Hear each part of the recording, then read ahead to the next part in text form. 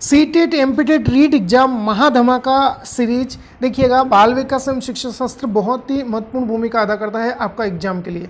3000 online fact के माध्यम से हम बाल विकास को देखिएगा 30 में से 30 आप ला सके, इस तरह से डिजाइन किया गया है यह कोर्स है। और आप यदि लेना चाहते हैं पूरा कोर्स, या आपको 50 पार्ट में यह पूरा जो कोर्स है आपको मिलने वाला है। देखिएगा, इस कोर्स को आप परचेस करते हैं तो 30 में से 30 आप ले पाएंगे और कोर्स का शुल्क है 299। ओनली आपको 299 रुपये में ये जो 3000 ऑनलाइन फैक्ट का कोर्स मिलेगा। लेना चाहते हैं तो 8602521232 पर व्हाट्सएप करिएगा। पहला प्रश्न स्टार्ट करेंगे। लाइक करना है, शेयर करना है और सब्सक्राइब करना है चैनल पर नए हैं तो। देखिएगा, किसके अनुसार बालक प्रथम 6 वर्षों में बाद के 12 वर्षों से दुगना सीख लेता है? तो ये आपका गैसल महोदय का कथन होगा।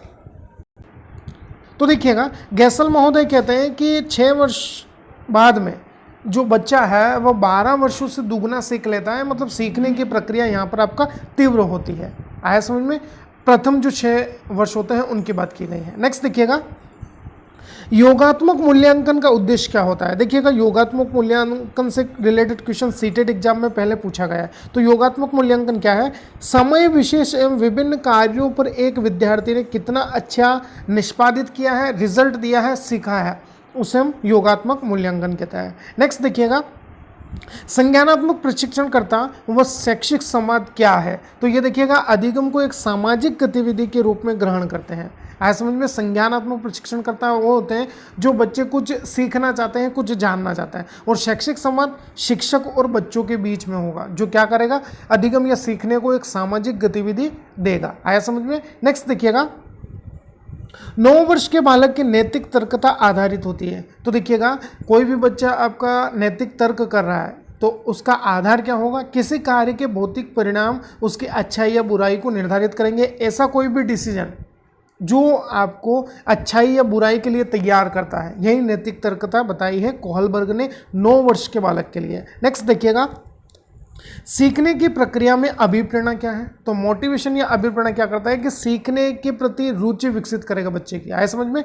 विद्यार्थियों में सीखने के प्रति रुचि का विकास करती है अभिप्रेरणा या मोटिवेशन। नेक्स्ट देखिएगा, संवेगात्मक विकास चक्र में तीव्र अवस्था में तीव्र परिवर्तन होता है। मतलब कौन सी अवस्था है जिसमें तीव्र परिवर्तन होता है संवेगात्मक विकास की दृष्टि से देखें तो यहाँ पर अपना किशोरावस्था होगा। ऐसा टाइम पीरियड है, 12 से 18 वर्ष का समय होता है, जहाँ पर संवेगात्मक विकास चक्र की दृष्टि से देखें तो तीव्र अवस्था है यह, और तीव्र परिवर्तन इस अवस्था में होगा। आया समझ में? और स्टैनले हॉल ने संघर्ष, तनाव, तूफान और आपका जितने भी द्वंद्व होते हैं, मानसिक द्वंद्व ले लिए जाए, आपका जितनी समस्या होती है किशोरावस्था में, वह आपका सबसे महत्वपूर्ण काल है बच्चे के लिए, बच्चे को स्थापित करने के लिए, उसके भविष्य के लिए। ऐसा समझ में? बहुत इंपॉर्टेंट क्वेश्चन हो जाता है। नेक्स्ट देखिएगा, क्वेश्चन आपके लिए, किसके अनुसार चारित्रिक विकास वंशानुक्रम पर निर्भर करता है? कि जो भी चारित्रिक विकास होगा बच्चे का वह माता पिता से प्राप्त होगा बच्चे को, और वंशानुक्रम जिसे हम कहेंगे। तो चारित्रिक विकास वंशानुक्रम का आपका भाग माना है, यह आपका डगडेल महोदय ने माना है। नेक्स्ट देखिएगा, पाठ योजना का मुख्य बिंदु होता है, कौन होगा? तो विशिष्ट उद्देश्य जो है पाठ योजना का मुख्य बिंदु होगा। नेक्स्ट देखिएगा, प्रोजेक्ट प्रणाली किसकी विचारधारा थी? तो जॉन डीवी जो है प्रोजेक्ट प्रणाली के आपका विचारधारक थे या प्रवर्तक मान सकते हैं इनको। आया समझ में? बहुत इंपॉर्टेंट क्वेश्चन हो जाता है। नेक्स्ट देखिएगा, किस मनोवैज्ञानिक ने प्रेरणा का मनोविश्लेषणात्मक सिद्धांत दिया है? देखिए, बहुत इंपॉर्टेंट मनोविश्लेषणात्मक सिद्धांत जो है आपका फ्रायड महोदय ने दिया है। बहुत इंपॉर्टेंट हो जाता है। देखिएगा, लाइक कर दीजिएगा वीडियो को यदि आप यहाँ तक देख रहे हैं तो। नेक्स्ट है, बुद्धिलब्धि के आधार पर मंद बुद्धि बालक का स्तर होता है। देखिएगा, यहाँ पर मंद बुद्धि की कैटेगरी है जड़ बुद्धि, मूढ़ बुद्धि और मूर्ख बुद्धि। आया समझ में? तो आपको कंफ्यूज नहीं होना है। यहाँ पर देखिएगा, जड़ बुद्धि बालक जो है उनकी बुद्धिलब्धि 0 से 25 बताई है। मूढ़ बुद्धिलब्धि वाले बालक है 25 से 50 इनकी बुद्धिलब्धि है, और मूर्ख बुद्धि वाले बच्चे जो हैं इनकी 50 से 75 के बीच में आपका बुद्धिलब्धि होगी। इतना आया समझ में? नेक्स्ट देखिएगा, जिस मनोवैज्ञानिक विधि द्वारा मानसिक रोगों का उपचार होता है उसे कहा जाता है, तो इसे हम मनोचिकित्सा कहेंगे। आया समझ में? बहुत इंपॉर्टेंट क्वेश्चन हो जाता है। नेक्स्ट है, शिक्षण में शिक्षक को ध्यान रखना चाहिए। तो देखिएगा जितने भी बच्चे हैं उनको आपका जो भी हम पढ़ा रहे हैं सिखा रहे हैं वो समझ में आ रहा है या नहीं। तो व्यवहारगत उद्देश्यों के प्राप्ति एक शिक्षक का, जब भी हम टीचिंग करवाएं या शिक्षण करवा रहे हैं तो ये लक्ष्य होना चाहिए और इन बातों का हमें ध्यान रखना चाहिए कि व्यवहारगत रूप से जो उद्देश्य हमने सेट किए हैं वो पूर्ण हो रहे हैं या नहीं। नेक्स्ट देखिएगा, क्वेश्चन बहुत ही इंपॉर्टेंट आपके लिए। विद्यार्थी रचना द्वारा स्थायी ज्ञान प्राप्त करते हैं, तो कौन सी विधि होगी जिसमें आपका क्रिएटिविटी या रचना शामिल होती है? तो ये आपका प्रयोगशाला विधि होगी। आया समझ में? नेक्स्ट है, कौन सा कोहलबर्ग के नैतिक विकास के चरणों का लक्षण है? तो देखिएगा नैतिक विकास के चरणों की बात करें तो देखिएगा इन्होंने बताया है कि सभी संस्कृतियों से संबंधित चरणों की सार्वभौमिक श्रृंखला, मतलब आप जो भी नैतिक विकास के अंतर्गत नैतिक तर्क कर रहे हैं वो आपका सभी किसी न किसी संस्कृति से और सभी जो स्टेजेस इन्होंने बताई हैं आपका उनसे संबंधित है। आया समझ में? बहुत इंपॉर्टेंट हो जाता है क्वेश्चन। नेक्स्ट देखिएगा, भाषा विकास के संदर्भ में कौन सा क्षेत्र पियाजे के द्वारा कमतर आंका गया है, मतलब इन्होंने इसको शामिल नहीं किया गया है भाषा विकास के दृष्टिकोण से? तो सामाजिक अंतःक्रिया इन्होंने पूर्ण नहीं मानी है, मतलब कह सकते हैं कि सामाजिक अंतःक्रिया है इन्होंने इसको महत्व नहीं दिया है, जबकि भाषा विकास के जो विकास क्रम का महत्वपूर्ण या महत्व दिया है वो वाइगोत्स्की को जाता है। आया समझ में? ध्यान रखिएगा। नेक्स्ट है, ब्लैंक है अपने पास, कक्षा में वास्तविक सांसारिक समस्याओं से संबंधित जटिल परियोजनाओं पर कार्य करते हुए अध्यापक व छात्र एक दूसरे के अनुभवों से परस्पर ग्रहण करते हैं। तो कौन सा यह नॉलेज होगा? तो यह सामाजिक रचनात्मकता होती है कि अध्यापक पहल करेगा कि क्या कुछ नया बच्चों को सिखाना है और बच्चे भी पूरा आपका रुचिपूर्ण तरीके से उस चीज़ को आपका सीखेंगे जो पहल शिक्षक ने की है। तो ये सामाजिकता और रचनात्मकता के भाग होंगे, ध्यान रखिएगा। नेक्स्ट है, बच्चों के बौद्धिक विकास की 4 विशिष्ट अवस्थाओं की पहचान की गई है, किसके द्वारा? बताइएगा, बहुत इंपॉर्टेंट क्वेश्चन हो जाता है। तो यहाँ पर अपना आंसर जाएंगे जिन पियाजे के लिए, बहुत इंपॉर्टेंट है। और सीटेट एग्जाम में तो देखिएगा बार बार ये 4 अवस्थाओं से रिलेटेड क्वेश्चंस आपसे पूछे जाते हैं। चारों अवस्थाओं को मैं बता देता हूँ थोड़ा संक्षिप्त में आपको। देखिएगा बात करते हैं जिन पियाजे की बौद्धिक विकास की 4 अवस्थाओं की, तो देखिएगा इन्होंने जो सबसे पहली जो अवस्था आपकी बताई है इंद्रिय जनित गामक अवस्था। इंद्रिय जनित गामक अवस्था समझ में आई, जिसे सेंसरी मोटर स्टेज भी कहते हैं। इसका जो टाइम पीरियड होता है आपका 0 से 2 साल का होता है, ये ध्यान रखिएगा, बहुत इंपॉर्टेंट हो जाता है। सेकंड आती है अपनी पूर्व संक्रियात्मक अवस्था। आया समझ में? पूर्व संक्रियात्मक अवस्था जो है आपका बच्चे के लिए बहुत ही महत्वपूर्ण होती है, जिसमें अभिव्यक्ति सीखता है बच्चा, भाषा जिसमें आती है, आया समझ में, और वस्तुओं को पहचानना सीखता है बच्चा, उनमें आपका भेद करना, अंतर करना सीखता है। तो इसका जो टाइम पीरियड है आपका ये 2 से 7 वर्ष का होता है। तीसरी अवस्था इन्होंने बताई आपका मूर्त संक्रियात्मक अवस्था। मूर्त संक्रियात्मक अवस्था का जो समय इन्होंने माना है 7 से 11 वर्ष का। आया समझ में? इसमें बच्चा देखिए वस्तु को पहचानता है, उनमें विभेद कर सकता है, उनमें वर्गीकरण करता है, सीखता है, समस्या का समाधान करता है, यह सब कुछ मूर्त संक्रियात्मक अवस्था जो कि 7 से 11 वर्ष का समय है। और लास्ट जो अवस्था आपको बताइए चौथी, यह आपका अमूर्त संक्रियात्मक अवस्था होगी। आया समझ में? इसका जो टाइम पीरियड है 11 से आपका 15 वर्ष का होता है, ये ध्यान रखिएगा। आया समझ में? इसमें क्या करता है बच्चा कि जो चिंतन करता है, कुछ सोचता है, वो आपका कह सकते हैं कि उसमें बदलाव भी कर सकता है। आया समझ में? लचीलापन हो जाता है मतलब। और जो सीखने की जो क्रमबद्धता है वो आपका काल्पनिक भी हो सकते हैं यहाँ पर, और चिंतन के माध्यम से भी बच्चा सोचकर उसको पूर्ण कर लेता है। मतलब यहाँ पर कह सकते हैं कि जो भी बच्चे का पूर्ण विकास है वो अमूर्त संक्रियात्मक अवस्था जो 11 से 15 वर्ष का समय हो वहाँ पर पूर्ण कर लेता है, ये ध्यान रखिएगा, बहुत इंपॉर्टेंट यहाँ पर हो जाता है। और यहाँ पर देखिएगा कल्पनाशीलता बच्चे में आएगी अमूर्त संक्रियात्मक अवस्था में। आया समझ में? फॉर्मल ऑपरेशनल स्टेज जिसे हम कहते हैं 11 से 15 वर्ष का ये समय है। आया समझ में कॉन्सेप्ट? चलिएगा नेक्स्ट देखिएगा, बच्चों को सीखने की प्रक्रिया में माता पिता को, ये जो भी बच्चे सीखते हैं उसमें माता पिता का रोल क्या होता है, किस प्रकार की भूमिका होती है, बताना है अपने को, ब्लैंक दिया है। तो अग्रोन्मुखी मतलब होता है कि पेरेंट्स को आपका पहले से तैयार रहना होगा कि बच्चा क्या सीखना पसंद करता है, क्या सीख रहा है। आया समझ में? उसकी रुचि क्या है, वो किस प्रकार से सीखता है, क्या सोच रखता है किसी बात के प्रति, ये सब कुछ यहाँ पर आपका महत्वपूर्ण होगा। नेक्स्ट देखिएगा, बहुत इंपॉर्टेंट क्वेश्चन, बच्चों को समझने के लिए घर का वातावरण महत्वपूर्ण है, जिससे स्थान है, सॉरी, घर का वातावरण यहाँ पर महत्वपूर्ण है, मिस टाइप हो गया है। इससे प्राप्त सूचनाओं को प्रभावशाली शिक्षा शास्त्र से जोड़ा जाता है। मतलब घर के वातावरण को हम क्या करते हैं, समझ लेते हैं एज ए टीचर, और उसको हम बच्चे के पढ़ने में, बच्चे के टीचिंग में उसको हम उपयोग में लेते हैं। यह तथ्य अधिगम के किस पक्ष से संबंधित है? तो देखिएगा, बच्चे की पारिस्थितिकी को यह दर्शाता है। अधिगम का यह आपका एक मोस्ट इंपोर्टेंट कह सकते हैं कि फैक्टर है पारिस्थितिकी, मतलब बच्चा जिस वातावरण में रहता है उसका हमें ज्ञान होना आवश्यक है। तो घर का वातावरण कैसा है, बच्चे का माता पिता कैसे हैं, किस प्रकार से वो रहते हैं, व्यवहार करते हैं, समाज में उनका क्या स्टेटस है, ये सभी चीज़ें यहाँ पर हमें बच्चे के शिक्षा शास्त्र को समझने में, या बच्चा किस प्रकार से व्यवहार करता है उसे समझने में आपका महत्वपूर्ण भूमिका अदा करेगा। नेक्स्ट देखिएगा, कौन सा बुद्धिमान बच्चे का लक्षण नहीं है? तो देखिएगा, जो बच्चे लंबे निबंधों को बहुत जल्दी रट लेते हैं, मतलब रटने की क्षमता ज़्यादा होती है, तो वह बच्चे आपका बुद्धिमान नहीं माने जाते हैं, रट रहे हैं बिल्कुल। देखिएगा, नेक्स्ट है, किस पद्धति द्वारा हकलाने की समस्या से निपटा जा सकता है? कोई भी बच्चा हकलाता है तो प्रवर्धित वाक मतलब क्या होता है कि आप क्या कर रहे हैं, बच्चे को रिपीटेटिव वोकल जो टेस्ट होते हैं उनको आप देंगे बच्चे को, मतलब कोई भी वर्ड दे दिया है, जैसे हकला रहा है जिस शब्द के लिए, तो उस शब्द को आप क्या करेंगे, बार बार बच्चे से प्रयास करवाएंगे, मतलब बुलवाएंगे उससे, बच्चे से।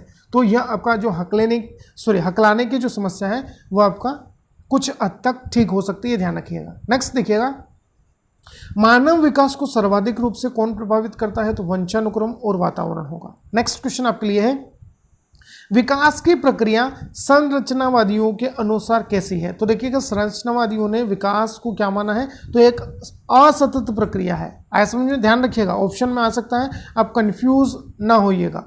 असतत प्रक्रिया इन्होंने माना है विकास को, ऐसा समझ में। नेक्स्ट है, अधिगम का समपोषक सिद्धांत किसने दिया है? तो ये CL हल या क्लार्क L हल ने दिया है, ध्यान रखिएगा। नेक्स्ट है, अधिगम अक्षमता है। देखिएगा, अधिगम अक्षमता क्या होती है? तो सामान्य या उससे अधिक बुद्धिलब्धि वाले बच्चों में यह पाई जाती है। ऐसी ही आपका अक्षमता या डिसेबिलिटी कहेंगे, जहाँ पर बच्चा सीखने के प्रति या कुछ सीखने में कमजोर होता है, अक्षम होता है, ध्यान रखिएगा। नेक्स्ट क्वेश्चन की तरफ चलेंगे। क्वेश्चन आपसे पूछा है, बहुत इंपॉर्टेंट क्वेश्चन कहेंगे, समस्या समाधान प्राय उन विद्यालयों में सफल है जहां परिवर्तन या लचीली पाठ्यचर्या है। बिल्कुल, देखिएगा, कोई भी बच्चे को समस्या है, उसके समाधान के लिए हम अपने जो रूल्स है या जो नियम हमने बनाए हैं विद्यालय स्तर पर, उनमें कुछ हद तक हमें परिवर्तन भी लाना पड़ेगा, और पाठ्यक्रम भी हमारा लचीला होना चाहिए, मतलब बच्चे के अनुसार हम पाठ्यचर्या यहाँ पर तैयार करें, ऐसा समझ में। नेक्स्ट देखिएगा, क्वेश्चन है, हिलगार्ड ने अपनी पुस्तक में सीखने के नियम बताए, मतलब कौन सी इनकी पुस्तक है जिसमें इन्होंने सीखने के नियम दिए हैं? तो थ्योरीज ऑफ लर्निंग। आपसे बुक का नाम पूछा जा सकता है, आपका मोस्ट इंपोर्टेंट क्वेश्चन कहेंगे, इसको पहले आया है क्वेश्चन। नेक्स्ट है, सीखने की सर्वोत्तम विधि कौन सी है? तो अंतर्दृष्टि विधि जो है सीखने की सर्वोत्तम विधि होगी, ध्यान रखिएगा। अंतर्दृष्टि के माध्यम से बच्चा सूझबूझ के साथ में सीखता है, समझ के सीखता है, तो यह अंतर्दृष्टि विधि होगी जिससे बच्चा सीखेगा। नेक्स्ट है, कौन सी विशेषता परिपक्वता को अधिगम से अलग करती है? तो देखिएगा, परिपक्वता जो है यह एक स्वाभाविक प्रक्रिया है, बच्चे में एक स्टेज होती है जहाँ पर बच्चा मैच्योरिटी दिखाता है, मैच्योर या परिपक्व हो जाता है सभी संबंधों में, आपका देखें तो, ऐसा समझ में। नेक्स्ट है, बेसिक शिक्षा प्रणाली व्यक्तिगत विभिन्नता पर आधारित है, इसके प्रतिपादक कौन थे? तो बेसिक शिक्षा के प्रतिपादक जो है महात्मा गांधी है, ध्यान रखिएगा। इन्होंने हस्तपरक शिक्षा या हस्त से संबंधित, मतलब हाथ से संबंधित बेसिक शिक्षा प्रणाली में गतिविधियां या एक्टिविटीज को महत्व दिया था महात्मा गांधी जी ने, ध्यान रखिएगा। देखिएगा, चैनल पर नए हैं तो चैनल को सब्सक्राइब कर लीजिएगा और वीडियो को देखिएगा, शेयर करिएगा अपने दोस्तों के साथ। क्वेश्चन नंबर 31 पर चलते हैं, व्यक्तिगत शिक्षण के अंतर्गत कौन सी शिक्षण विधि नहीं आती है? तो देखिएगा, सामूहिक शिक्षण विधि, यह ऑप्शन बेस्ड क्वेश्चन है, यहाँ पर व्यक्तिगत पूछा था तो हम सामूहिक शिक्षण विधि को इसमें शामिल नहीं करेंगे, समूह होता है इसमें, बच्चे का ग्रुप होता है शामिल सामूहिक शिक्षण विधि में। नेक्स्ट है, वंचित समूह के शिक्षार्थी के साथ व्यवहार में शिक्षक शिक्षिका को किस में विश्वास करना चाहिए, मतलब वंचित समूह का बच्चा होता है उसके लिए आप कौन सा व्यवहारगत जो अपना लक्ष्य है उसको ध्यान में रखेंगे। तो देखिएगा, छात्र की सफलता है तो व्यक्तिगत उत्तरदायित्व बनता है हमारा कि जो बच्चा वंचित समूह से आता है उस पर हम पर्सनली थोड़ा ध्यान ज़्यादा दें, अपेक्षाकृत जो सामान्य बच्चे होते हैं उनसे। आया समझ में, ध्यान रखिएगा, बहुत ही महत्वपूर्ण है। नेक्स्ट देखिएगा, क्वेश्चन आपके लिए यहाँ पर पूछा है 80 से 90 बुद्धि प्रसार वाले बालक होते हैं, तो ये आपको बुद्धि से दुर्बल होंगे। है समझ में, जिसमें मैंने अभी बताया आपको मूर्ख बालक या जड़ बुद्धि बालक आते हैं, ध्यान रखिएगा। पूरा जो 0 से 90 के बीच ध्यान रखिएगा, बहुत इंपॉर्टेंट है। नेक्स्ट है सामूहिक बुद्धि परीक्षण 1917-1918 में अमेरिका में किसने आरंभ किया था, तो ये आपका टर्मन महोदय होंगे, बहुत इंपॉर्टेंट क्वेश्चन है। नेक्स्ट है बुद्धिलब्धि मॉडल की संरचना किसके द्वारा प्रस्तुत की गई थी, तो ये आपका गिलफोर्ड होगा। आया समझ में। नेक्स्ट है किस आयु में बालक का सामाजिक व्यवहार निश्चित होता है, तो देखिएगा 3 वर्ष से पूरे ही बच्चा जो है परिवार से जुड़ जाता है, अपने आसपास के लोगों से जुड़ जाता है, तो ये आपका सामाजिक व्यवहार को अच्छे ढंग से दर्शाएगा।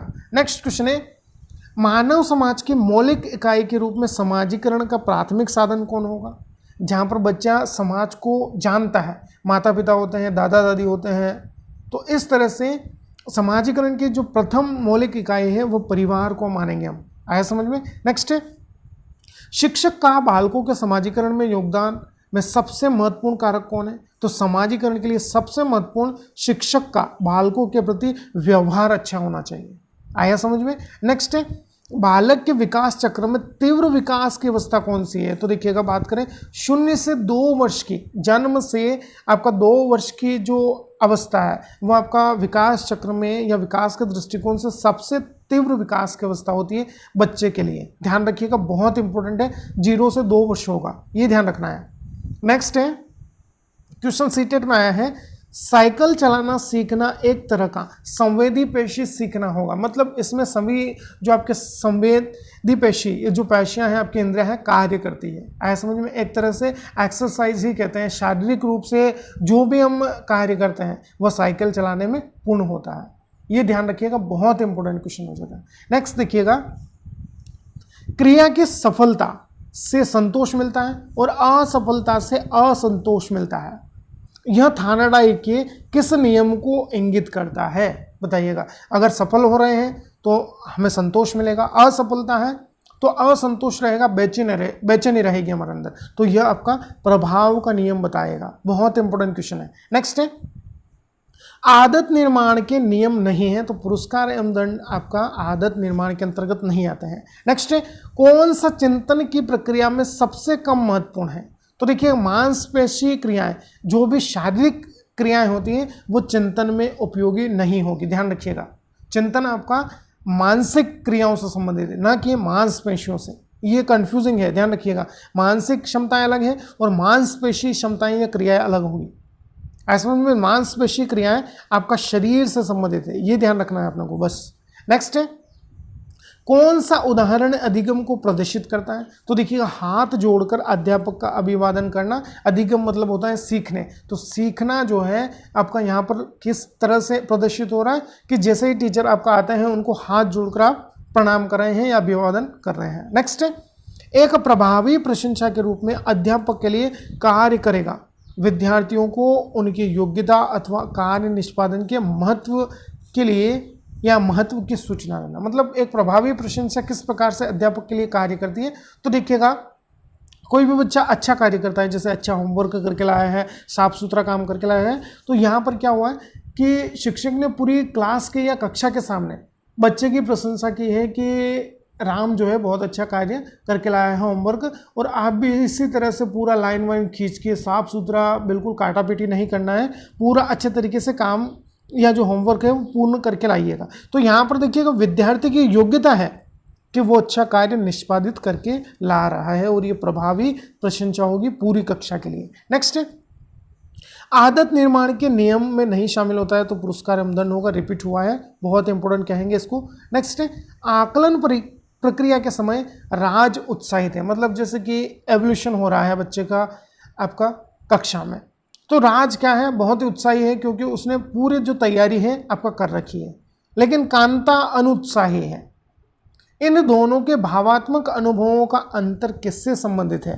अब देखिएगा, राज को तो टेस्ट ले रहे हैं या आकलन कर रहे हैं तो सब कुछ उसको आता है, तो वो बिल्कुल उत्साही है या एक्साइटेड है बिल्कुल आकलन के लिए। और कांता ने देखिएगा तैयारी नहीं की है, तो उसको डर भी है कि कहीं टीचर से मुझे डांट पड़ेगी।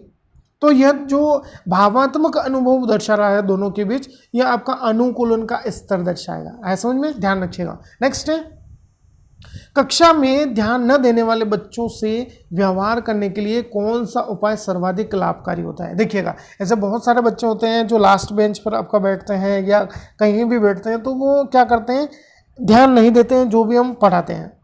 तो इस तरह के बच्चे के लिए हम क्या करें कि बच्चे का जो सिटिंग अरेंजमेंट है या जो वो जिस जगह बैठता है उस जगह आपका चेंज करनी पड़ेगी। आपको जो सिटिंग अरेंजमेंट है बच्चे का, वो ऐसी जगह करें जहाँ पर बच्चे आपका कम ध्यान भटकाए, या ऐसा हो कि आपके ही निगाहों के सामने बच्चे को हम बिठाएं जहाँ पर वो आपका पूर्ण ध्यान देगा, कक्षा में ध्यान रखिएगा। बहुत इंपॉर्टेंट बात हो जाती है, पूछा जा सकता है क्वेश्चन। नेक्स्ट है, कौन सा ब्लूम के पुनः संशोधित वर्गीकरण में मूल्यांकन के क्षेत्र को प्रदर्शित करता है? तो देखिएगा, एक समाधान की तार्किक सुसंगतता का परीक्षण करना, मतलब जो भी समस्या है उसका आप तार्किक रूप से समाधान करते हैं, तो यह आपका यहाँ पर ब्लूम ने जो मूल्यांकन के संशोधित वर्गीकरण को बताने में यही यहाँ पर इन्होंने कहा है कि आप जो भी समस्या का समाधान करें वो तार्किक रूप से सुसंगत होना चाहिए। नेक्स्ट है, प्रगतिशील शिक्षा के संदर्भ में समान शैक्षिक अवसर से क्या आपका अर्थ होगा? तो देखिएगा, सभी छात्र ऐसी शिक्षा पाए जो उनके लिए अनुकूल हो और उनके भविष्य के कार्यों में सहायता करती हो। समान शैक्षिक अवसर होता है बालक बालिका को, आप एक ही छत के नीचे ऐसी शिक्षा दें जो उनके भावी भविष्य का निर्माण करती हो। ऐसा समझ में, बहुत इंपॉर्टेंट क्वेश्चन हो जाता है। नेक्स्ट क्वेश्चन की तरफ चलेंगे। बहिर्मुखी विद्यार्थी अंतर्मुखी विद्यार्थी से किस विशेषता के आधार पर भिन्न होते हैं? तो देखिएगा, बहिर्मुखी विद्यार्थी जो है अपनी बात को किसी से शेयर नहीं करता है, मन ही मन परेशान होने की अपेक्षा भावनाओं को अभिव्यक्त करते हैं। कौन? बहिर्मुखी विद्यार्थी। और अंतर्मुखी क्या करेगा? किसी बात को किसी से शेयर नहीं करता है। आया समझ में? तो यहाँ पर दोनों में अंतर पूछा था, बहिर्मुखी विद्यार्थी का अंतर्मुखी विद्यार्थी से अंतर। तो बहिर्मुखी क्या है कि कुछ भी हो बात शेयर करता है, दूसरों से आपका बताता है उनको। ऐसा समझ में, ये ध्यान रखिएगा। नेक्स्ट है, वो कौन सा स्थान है जहां बच्चे के संज्ञानात्मक विकास को बेहतर तरीके से परिभाषित किया जाता है? रीट, सीटेट, छत्तीसगढ़ टेट, बार बार ये क्वेश्चन रिपीट हुआ है, तो विद्यालय और कक्षा का वातावरण या पर्यावरण होगा, ध्यान रखिएगा। नेक्स्ट है, वह अवस्था जब बच्चा तार्किक रूप से वस्तुओं व घटनाओं के विषय में चिंतन प्रारंभ करता है, तो यह आपका मूर्त संक्रियात्मक अवस्था होगी। यह आपका जीन पियाजे के संज्ञानात्मक विकास के क्षेत्र में आपका तीसरी अवस्था है। इस अवस्था का जो समय है 7 से 11 वर्ष है। मैंने जैसा अभी आपको ऊपर बताया है पहले। ऐसे समझ में, वस्तुओं व घटनाओं के विषय में चिंतन प्रारंभ करना जीन पियाजे के जो संज्ञानात्मक विकास की दृष्टि से आपका बहुत ही महत्वपूर्ण ये क्वेश्चन है और पूछा जाता है एग्जाम में बार बार। सीटेट के लिए तो रामबाण क्वेश्चन कहेंगे इसको। नेक्स्ट है, एक संतुलित व्यक्ति वह है जिसमें मजबूत अहम को बनाया जाता है, मतलब उसका जो ईगो है वो आपका बहुत ज़्यादा मजबूत होता है, ध्यान रखिएगा। ऐसा समझ में, ये इंपॉर्टेंट है, क्वेश्चन पूछा जाता है। वो एडजस्टमेंट भी करता है, ध्यान रखिएगा, संतुलित व्यक्ति है। नेक्स्ट है, अंतर्वैयक्तिक बुद्धि को प्रदर्शित करने वाला व्यवहार कैसा होना चाहिए? तो देखिएगा, मिलते जुलते संवेगों यथा उदासी एवं पछतावे में भेद कर सकता है व्यक्ति। यहाँ पर ऐसा समझ में, अंतर्वैयक्तिक बुद्धि को प्रदर्शित करने वाले व्यवहार की बात की गई है। तो जो भी संवेग होंगे वह आपका कहीं ना कहीं एक दूसरे से रिलेट करेंगे, और उदासी और पछतावे में वह आपका अंतर कर सकता है, ध्यान रखिएगा। नेक्स्ट क्वेश्चन है, अधिगम के प्रक्रम में अभिप्रेरणा क्या करती है? तो नया कुछ भी आप सीख रहे हैं उसमें आपका रुचि का विकास करती है या रुचि को सृजित करती है। कौन? अभिप्रेरणा या मोटिवेशन। नेक्स्ट है, एक अध्यापक किसी भी समूह में समुदाय आधारित व्यक्तिगत विभिन्नता को समझ सकता है। तो यहाँ पर देखिएगा, अध्यापक जो है समूह विशेष में आपका किस प्रकार से अंतर कर पाता है, तो ये आपका भाषा और अभिव्यक्ति के आधार पर हम कर सकते हैं अंतर। या विभेद कर सकते हैं, ध्यान रखिएगा। नेक्स्ट है सृजनशीलता के पोषण हेतु एक अध्यापक को अपने विद्यार्थियों को रखना चाहिए। तो बिल्कुल हमेशा आप कार्य केंद्रित रहेंगे तभी बच्चा कुछ सृजनशीलता पूर्ण कार्य कर सकता है या कुछ क्रिएटिव वर्क आपका कर सकता है। यहाँ पर ध्यान रखिएगा कार्य केंद्रित होगा, गतिविधि केंद्रित या कार्य केंद्रित आपको ऑप्शन में मिल सकता है। नेक्स्ट है एक अच्छी पाठ्यपुस्तक ब्लैंक दिया है, से बचती है लैंगिक पूर्वाग्रह। मतलब होता है आपका कि आप बालक या बालिका में भेद करते हैं। तो पाठ्य पुस्तक कभी भी यह हमें नहीं सिखाती है कि बालक या बालिका में आप अंतर करें। आया समझ में। नेक्स्ट क्वेश्चन है विशेष आवश्यकता वाले बच्चों को शिक्षा उपलब्ध करानी चाहिए। तो देखिएगा अन्य सामान्य बच्चों के साथ ही इनको हम सामान्य विद्यालय में शिक्षा प्रदान करेंगे। आया समझ में। बहुत इंपॉर्टेंट क्वेश्चन हो जाता है ये। आपका 60 क्वेश्चन थे मोस्ट इंपॉर्टेंट।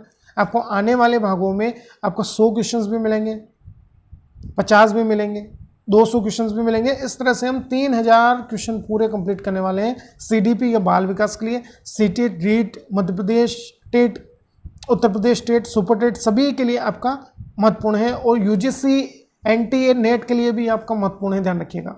अच्छा लगे तो लाइक शेयर कमेंट और सब्सक्राइब जरूर करिएगा। आप इन्हें पेड कोर्सेज के माध्यम से इस सीरीज को परचेज भी कर सकते हैं मिनिमम शुल्क पर। धन्यवाद। जय हिंद, जय भारत।